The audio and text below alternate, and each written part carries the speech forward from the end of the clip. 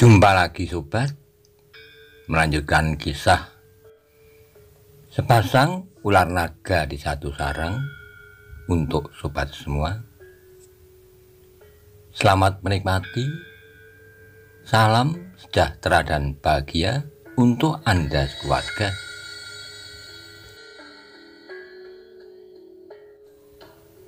Pada episode sebelumnya dikisahkan setelah Linggodadi tewas di tangan Maesa Bungalan dan Empu Baladatu dapat dikalahkan oleh Empu Songgondaru, maka pasukan anak buah Empu Baladatu dapat didesak oleh pasukan anak buah Empu Songgondaru. Kemudian terjadi keributan karena tiba-tiba anak buah Empu Baladatu melarikan diri menyusup ke hutan rimba. Bagaimana kisah selanjutnya? Simak bersama-sama. Sejenak kemudian arena yang hiruk pikuk itu menjadi sepi. Yang ada kemudian adalah para prajurit Singosari, para cantrik dan orang-orang yang berada dalam lingkungan padepokan Empu Songgondaru. Beberapa orang prajurit masih sibuk mengurus beberapa orang yang tertawan. Yang lain langsung menangani kawan mereka yang menjadi korban, terutama yang terluka dan masih dapat diharapkan hidup terus. Dalam pada itu Empu Songgondaru berlutut di dekat adiknya terbaring. Di sampingnya Maesa Bungalan pun berlutut pula dengan wajah yang tegang. "Ia masih hidup," berkata Empu Songgondaru. "Mungkin masih dapat diobati. Aku yakin ketahanan tubuhnya sangat tinggi sehingga ia masih akan dapat bertahan." Empu Songgondaru pun kemudian memerintahkan seorang kepercayaannya untuk menyediakan obat-obatan yang akan dipergunakan untuk mengobati adiknya yang terluka parah itu. Beberapa saat kemudian Maesa Pukat dan Maesa Murti pun telah datang mendekati kakaknya. Sejenak mereka memandang Empu Baladatu yang terbaring. Kemudian dengan perlahan-lahan Maesa Pukat bertanya, "Bagaimana dengan orang itu?" "Ia adalah Empu Baladatu, adik Empu Songgondaru sendiri." Maesa Pukat dan Maesa Murti menganggukkan kepalanya. Mereka pun pernah mendengar nama itu. "Apakah lukanya parah?" bertanya Maesa Murti. "Cukup parah," jawab Maesa Bungalan. "Empu Songgondaru sedang berusaha untuk mengobatinya." Pertolongan pun segera diberikan kepada Empu Baladatu. Tubuhnya yang lemah itu pun kemudian dibawa masuk ke dalam padepokan. Sementara orang-orang lain sibuk mengurus tawanan, mengurus kawan dan lawan yang terluka. Sedangkan yang lain mengumpulkan korban-korban terbunuh di dalam peperangan itu. Suasana duka telah meliputi padepokan itu. Beberapa orang yang kehilangan sanak kadang menggertakkan giginya dan seolah-olah ingin melepaskan dendamnya pada tawanan yang ketakutan. Tetapi para prajurit Singosari telah menahan dan memperlakukan para tawanan seperti yang seharusnya, karena mereka adalah justru prajurit. "Itulah salahnya," geram seorang yang kehilangan adiknya. "Jika di sini tidak ada para prajurit itu, kita akan membantai setiap orang yang tertangkap." "Empu Songgondaru tidak akan membenarkan," sahut yang lain. "Kita dapat minta dan agak mendesak, tapi terhadap prajurit-prajurit itu, kita tentu tidak akan dapat berbuat apa-apa." Tetapi seorang yang agak tua berkata, "Tanpa prajurit itu kitalah yang akan menjadi tawanan. Dan seperti yang kau katakan, kita memang akan dibantai dan dijadikan korban pada upacara ngeri yang dilakukan oleh orang-orang berilmu hitam di saat purnama naik." "Hei, Kawannya yang mendam itu mendesis, apakah benar begitu? Kau ingin mencoba bertemu lagi dengan mereka tanpa prajurit Singosari? Orang itu termangu-mangu sejenak, namun kemudian ia pun menggeleng. Tidak, tidak. Kawan-kawannya tidak menyambung lagi, tetapi mereka pun menyadari betapa dahsyatnya pertempuran yang baru saja terjadi. Tanpa prajurit Singosari, maka padepokan itu tentu akan hancur. Dan upacara yang mengerikan itu akan berlangsung tanpa dapat dicegah lagi. Tapi kini mereka yang berada di padepokan itulah yang berhasil mengusir musuhnya. Bahkan mereka dapat menawan beberapa orang selain yang terbunuh. Di antara mereka yang terbunuh adalah Linggodadi. Dan yang tertawan adalah Empu Baladatu yang terluka parah. Dalam pada itu, Empu Songgondaru sedang sibuk dalam usahanya menolong jiwa adiknya. Beberapa orang yang memiliki pengetahuan tentang pengobatan telah dipanggil dan bersama-sama berusaha untuk mengobati Empu Baladatu yang nampaknya benar-benar terluka parah. Usahakan agar ia hidup, desah Empu Songgondaru. Orang-orang yang berusaha mengobati itu pun mencoba dengan sepenuh kemampuan yang ada. Karena mereka melihat bahwa Empu Songgondaru telah minta dengan sungguh-sungguh. Meskipun Empu Baladatu telah berusaha membunuhnya, namun ia adalah adiknya. Bagaimanapun juga, Empu Songgondaru tidak akan sampai hati untuk membiarkan Empu Baladatu mati di bawah hidungnya tanpa berbuat sesuatu apapun. Apalagi luka-luka parah itu adalah karena tangannya yang sedang didorong oleh kemarahan yang tidak tertahankan. Apakah aku akan menyebabkan kematian adikku? Pertanyaan itu selalu mengejarnya, sehingga seolah-olah ia tidak menghiraukan lagi apa yang telah terjadi di halaman padepokannya. Sementara itu orang-orangnya sedang sibuk menyingkirkan mayat dan mengangkat orang-orang yang terluka. Beberapa orang telah mendapat pertolongan, namun masih saja terdengar desah dan keluh kesah. Bahkan masih terdengar gemeretak gigi dan kadang-kadang sesambat yang panjang. Sementara itu, Empu Songgondaru masih saja dicekam oleh ketegangan menunggu adiknya yang terbaring diam dengan mata terpejam. Napasnya berkejaran melalui lubang hidungnya. Bahkan kadang-kadang napas itu berhenti sesaat dan seolah-olah hilang sama sekali. Empu Songgondaru benar-benar menjadi gelisah. Seolah-olah ia berdiri di hadapan ayah dan ibunya. Dengan wajah yang marah oleh kemarahan, kedua menudingnya sambil menuntut pertanggungan jawab atas keadaan Baladatu. "Iya adikmu," terdengar suara itu mengumandang di dalam dadanya. "Tetapi ia akan membunuh dan aku hanyalah sekedar membela diri."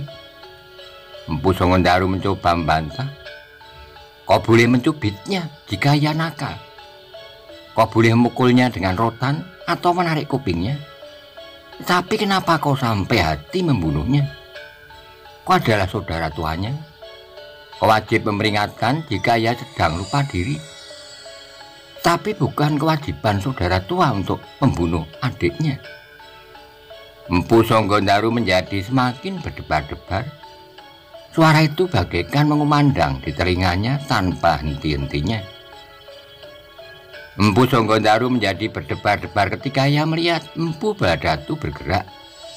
Bahkan kemudian terdengar suara keluhan dari mulutnya. "Ia mulai hidup," desisnya. "Cepatlah, usahakan agar ia cepat sadar." Orang-orang yang sedang berusaha mengobatinya itu pun menjadi tegang. Mereka sudah melakukan apa saja yang dapat mereka lakukan untuk keselamatan Empu Baladatu. Namun mereka pun sadar bahwa jika mereka gagal, Empu Songgondaru pun akan kecewa sekali. Penyesalan yang tidak berkeputusan akan memukul hatinya setiap saat. Tetapi ternyata bahwa usaha mereka tidak sia-sia. Sejenak kemudian maka mereka melihat Empu Baladatu itu pun membuka matanya. "Baladatu, Baladatu," Empu Sanggodaru manggil berulang-ulang dengan penuh harapan. Empu Baladatu membuka matanya, kemudian dicobanya untuk melihat setiap orang yang ada di sekitarnya di bawah cahaya obor yang terang. "Tahankanlah, bukankah kau memiliki ketahanan tubuh yang tidak terhingga? Kau tentu akan sembuh sama sekali dalam waktu yang singkat," desis kakaknya. Empu Baladatu mandang kakaknya sejenak, tetapi masih nampak kecemasan yang sangat membayang di tatapan matanya yang pudar. "Baladatu, kau harus sembuh," desis Empu Sanggodaru. Empu Baladatu tidak menyaut, mulutnya masih terasa berat dan hatinya masih dicekam oleh kebimbangan. Namun wajahnya yang pucat berangsur menjadi merah. Melalui bibirnya telah dapat diteguk beberapa titik air yang segar, sehingga tubuh yang letih itu pun rasa-rasanya telah dijalari oleh kesegaran itu pula. Namun dengan demikian perasaan sakit dan nyeri pun telah menjalar pula di seluruh tubuhnya. Tapi bagi Empu Baladatu yang memiliki pengalaman luas, segera mengetahui bahwa dengan demikian urat dan sarafnya di seluruh tubuhnya masih dapat bekerja sewajarnya. Ketika beberapa titik air dituangkan ke bibirnya, Empu Baladatu merasa badannya bertambah segar, sehingga ia mulai mencoba menggerakkan ujung-ujung jari tangan dan kakinya, kemudian pergelangan tangannya dan seluruh lengannya. "Jangan banyak bergerak," kakaknya mencoba menahannya. Empu Baladatu mengejapkan matanya sebagai syarat bahwa ia mengerti yang dikatakan oleh kakaknya itu. Beberapa orang pandai yang ada di sekitarnya pun mulai merasa lega. Mereka mulai bernapas dengan teratur dan terlepas dari ketegangan yang mencekam. "Mudah-mudahan keadaannya berangsur menjadi baik," gumam salah seorang dari mereka. Empu Sanggodaru pun mengangguk. Ia melihat wajah adiknya menjadi berangsur hidup pula, dan napasnya pun mulai teratur. Empu Sanggodaru meraba pergelangan tangan adiknya. Ia sendiri adalah orang yang memiliki pengetahuan tentang obat dan pengobatan. Tapi ketika adiknya sendiri yang terkena, maka ia seolah-olah telah kehilangan kepercayaan kepada diri sendiri. Sehingga dengan demikian ia telah memanggil beberapa orang yang dianggapnya cukup mempunyai pengetahuan tentang obat dan pengobatan. Tapi ternyata bahwa keadaan adiknya itu memang berangsur baik. Karena itulah maka Empu Sanggodaru pun mulai teringat kepada keadaan padepokannya. Halaman yang rusak karena injakan kaki dan sentuhan senjata yang berputaran, serta mayat yang berserakan di antara orang-orang yang terluka. Dengan ragu-ragu Empu Sanggodaru pun kemudian berbisik kepada salah seorang dari orang-orang yang menunggu Empu Baladatu. "Aku akan turun ke halaman." Orang itu mengangguk. Sejenak kemudian Empu Sanggodaru pun telah meninggalkan bilik itu bersama Maisa Bungalan. Di halaman mereka melihat Maisa Murti dan Maisa Pukat sedang berdiri termangu-mangu, melihat orang-orang yang sedang sibuk dengan mereka yang terluka dan dengan mayat-mayat. Keduanya menyongsong ketika mereka melihat Empu Sanggodaru dan Maisa Bungalan mendekati mereka. "Bagaimana dengan kalian?" bertanya Empu Sanggodaru. "Kami tidak mengalami sesuatu, Empu," jawab Maisa Murti. "Syukurlah," jawab Empu Sanggodaru. "Beristirahatlah di dalam. Aku akan mengawasi orang-orang yang sedang mengatur tawanan agar tidak terjadi sesuatu yang tidak diinginkan." Empu Sanggodaru pun kemudian melintasi halaman menuju ke seberang longkangan dan memasuki sebuah rumah samping. Di dalam sebuah bilik terdapat beberapa orang yang sedang ditawan, sedangkan bagian yang lain telah ditempatkan di beberapa bilik yang terpencar. Empu Sanggodaru dan Maisa Bungalan mendekati pintu bilik yang tertutup rapat dan diselarak kuat-kuat. Sejenak ia memperhatikan beberapa orang penjaga di sudut-sudut dan di depan pintu. Aku ingin bertemu dengan mereka, berkata Empu Songondaru. Seorang penjaga yang bersenjata telanjang telah membuka selarak pintu itu dan membukanya. Ketika Empu Songondaru masuki ruangan itu bersama Maesa Bungalan, maka nampaklah wajah-wajah yang ketakutan beberapa orang yang berada di dalamnya. Seorang yang masih sangat muda duduk di sudut bilik itu sambil menyilangkan tangannya di dada. Dan dari matanya terpancar penyesalan bahwa ia telah terlempar ke dalam bilik itu bersama beberapa orang lain. Sejenak Empu Songondaru mengamati orang-orang yang berada di dalam bilik itu. Satu persatu, seakan-akan ia ingin melihat langsung ke bilik tatapan mata mereka yang sayu. Siapakah kalian? Masing-masing masih harus ditanyakan, berkata Empu Songondaru. Kedatangan kalian kali ini memang agak aneh bagi kami. Jika di antara kalian terdapat orang-orang berilmu hitam, tapi kenapa di antara kalian terdapat pula Linggodadi yang bergelar pembunuh orang-orang berilmu hitam? Tidak seorang pun yang menjawab, beberapa orang justru saling berpandangan. Aku memang tidak bertanya kepadamu dan menunggu jawabanmu sekarang, kata Empu Songondaru. Tetapi besok aku akan mulai dengan orang yang pertama. Aku ingin bertanya kepada kalian seorang demi seorang. Mudah-mudahan kalian masih akan kami dorong masuk kembali ke dalam bilik masing-masing. Kata-kata itu sungguh telah menggetarkan dada mereka menurut pengalaman yang mereka lakukan. Maka mereka telah memperlakukan tawanan-tawanan mereka sekehendak hati. Orang-orang berilmu hitam kadang-kadang telah mempergunakan tawanan-tawanannya untuk kurban di saat purnama naik. Dan orang-orang Maibit sering dengan sengaja memperlakukan tawanan mereka dengan tindakan yang aneh-aneh, sekedar untuk mendapatkan kesenangan dan kepuasan atas sengsara dan penderitaan orang lain. Sejenak Empu Songondaru masih berdiri di pintu sambil memandang orang-orang yang ada di dalam bilik itu, namun sejenak kemudian wajah-wajah itu pun segera menunduk dalam-dalam. Kau tentu sudah tahu bahwa Linggodadi telah terbunuh dan Empu Baladatu terluka parah. Barangkali akan memerlukan waktu yang lama sekali untuk menyembuhkannya, berkata Empu Songondaru kemudian. Sehingga karena itu kami tidak akan dapat menanyakan apapun pada mereka. Itulah sebabnya kami memerlukan kalian. Mungkin keterangan yang dapat kalian berikan kepada kami akan memberikan jalan penyelesaian yang sebaik-baiknya. Tapi mungkin juga sebaliknya, apalagi jika kalian menjadi keras kepala dan berusaha untuk menyembunyikan sesuatu.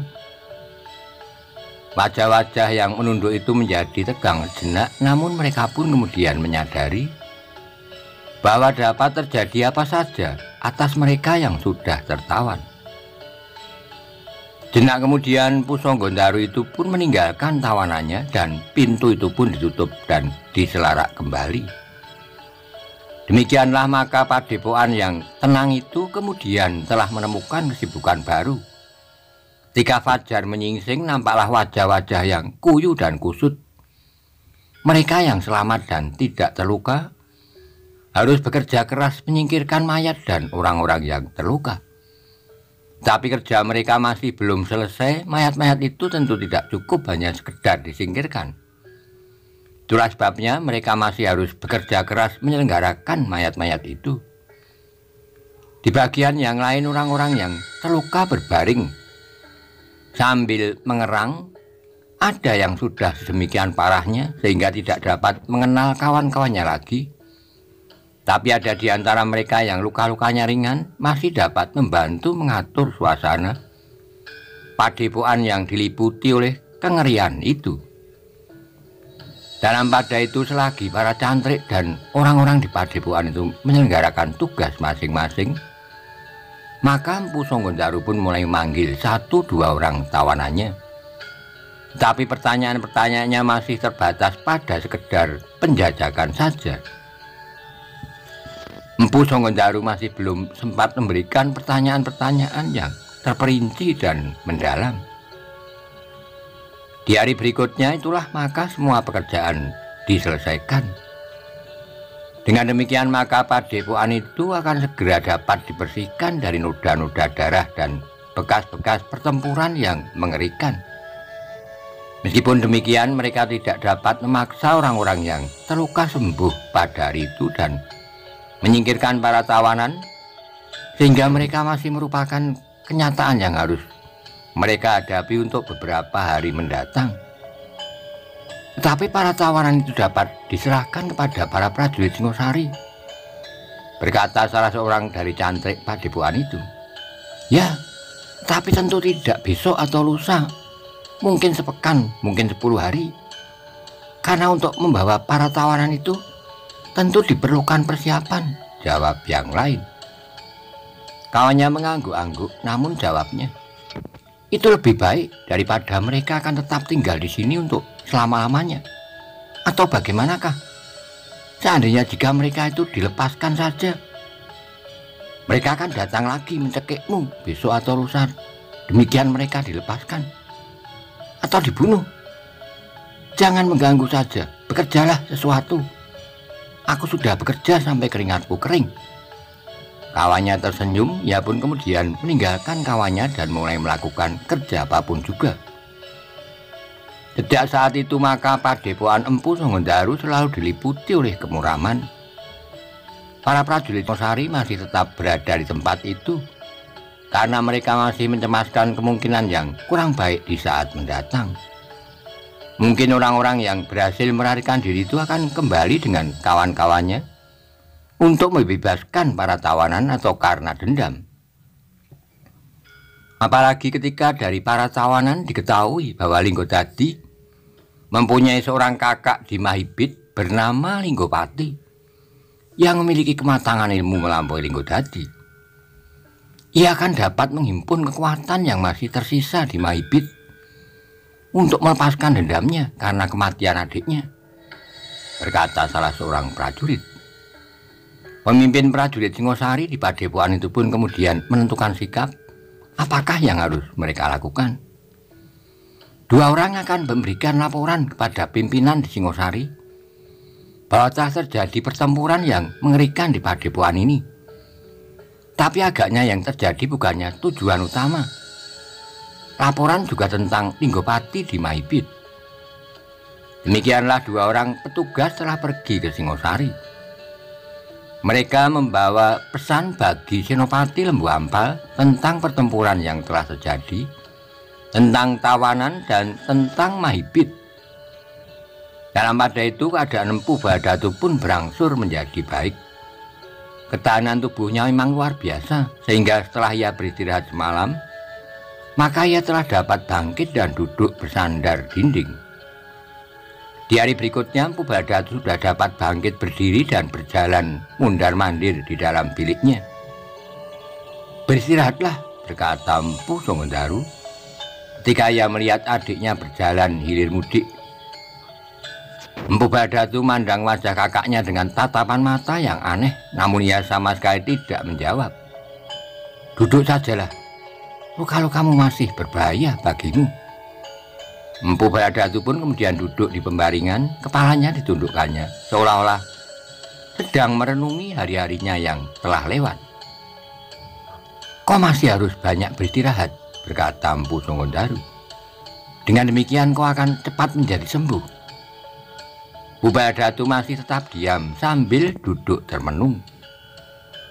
Empu Songondaru tidak berbicara terlalu banyak, ia merasa senang karena semua obat yang diberikan pasti dipergunakan oleh Empu Badatu, yang berupa minuman yang harus diminumnya, yang berupa taburan yang harus ditaburkannya dengan rajin, dibantu oleh orang-orang yang diserai untuk mengawasinya. Mudah-mudahan ia lekas sembuh, berkata Empu Songondaru pada orang yang menjaga bilik Empu Badatu itu. Bagaimana dengan makannya? Cukup baik, Empu. Empu Badatu berusaha untuk makan sebanyak-banyaknya. Syukurlah ia masih mempunyai keinginan untuk hidup terus. Sebenarnya lah bahwa Empu Badatu masih ingin tetap hidup. Ia adalah seorang yang memiliki gairah dan cita-cita sehingga ia tidak terlalu cepat menyerah pada kematian. Karena itulah maka luka-lukanya itu pun rasa-rasanya menjadi terlalu cepat sembuh. Luka-lukanya cepat menjadi kering dan nampaknya tenaganya pun menjadi berangsur pulih. "Sebentar lagi kau akan pulih," berkata Empu Songondaru yang sekali-kali menengok ke dalam biliknya. "Terima kasih Kakang," berkata Empu Baldatu. Namun dalam pada itu Singosari yang dihubungi oleh para prajurit yang bertugas di padepokan itu pun telah mendengar semua peristiwa yang terjadi. Karena itulah maka pimpinan prajuritan di Singosari telah mengirimkan beberapa orang perwira untuk menilai keadaan. Di antara mereka adalah Mahisagni sendiri. "3 kemenakanku ada di sana," berkata Mahisagni. Demikianlah Mahisagni pun segera mempersiapkan diri. Perjalanan yang pernah ditempuhnya sama sekali tidak membawanya kepada orang-orang berilmu hitam itu, sehingga akhirnya ia kembali sebelum berhasil menemukan padepokan orang-orang berilmu hitam. Dan kini orang-orang berilmu hitam itu telah berada di padepokan Empu Songondaru justru bersama dengan orang-orang Mahipit.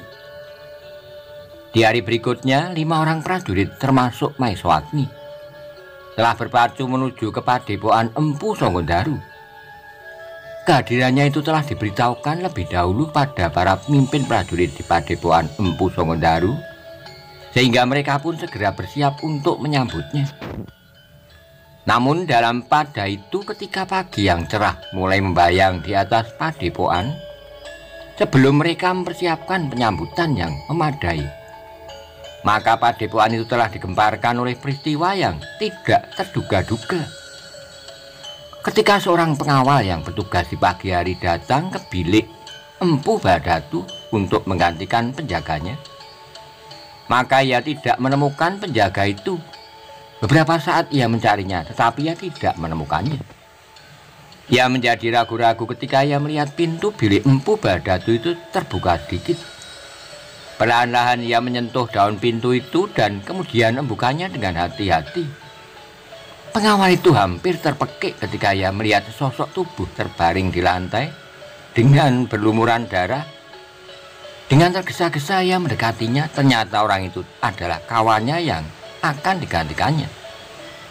Kegembaran itu pun segera menjalar ketika Empu Songondaru, Maisa Bungalan, Maisa Pukat, dan Maisa Murti mendengarnya. Maka mereka pun segera berlari-lari ke dalam bilik itu. Sebenarnya lah yang mereka jumpai adalah sosok mayat yang dadanya pecah dan tulang iganya berpatahan. Terdengar Empu Songondaru menggertakkan giginya ketika ia mengangkat wajahnya. Betapa matanya bagaikan membara menahan kemarahannya. "Baldatu benar-benar telah menjadi gila," geramnya. Maisa Bungalan menarik napas dalam-dalam. Ia pun sadar bahwa perbuatan itu tentu dilakukan oleh Empu Baldatu, dan sudah tentu bahwa Empu Baldatu telah melarikan diri dari padepokan itu. "Aku menyesal," berkata Empu Songondaru dengan nada yang dalam dan gemetar, karena kemarahan yang menghentak-hentak. "Ia adalah satu-satunya adikku. Aku mencoba untuk melunakkan hatinya, tetapi ternyata ia telah berbuat gila di padepokanku ini." Tidak seorang pun yang menyaut, tetapi kesalahan telah membayang di setiap wajah. "Jika aku mengerti bahwa ia akan melarikan diri, aku tentu sudah membunuhnya," sambung Empu Songondaru. "Adalah kesalahanku bahwa aku terlalu percaya kepadanya. Tentu ia dengan mudah dapat melarikan diri karena aku memang tidak menempatkan penjagaan yang memadai. Aku kira ia menyadari kesalahan yang sudah dilakukannya. Setiap aku menemuinya di dalam bilik ini, nampaknya ia sudah menyesal dan bertobat. Tapi ternyata akulah yang dungu."